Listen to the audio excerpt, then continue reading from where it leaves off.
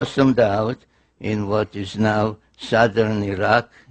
So about 6,000 years ago, an incredible civilization appeared there, and all those that deal with it use such words as suddenly, unexpectedly, out of nowhere, because there was no gradual or any kind of precedential civilization that you had this and this and this, and this was a higher level, a higher stage.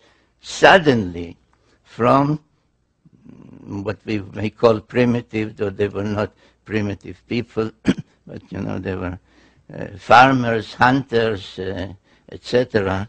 But suddenly there appeared cities, high-rise buildings,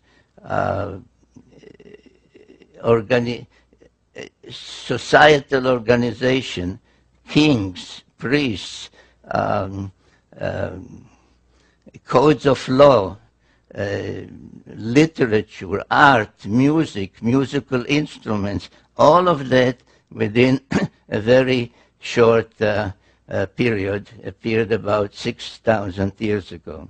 But I want to mention tonight at least three of their firsts. One is writing.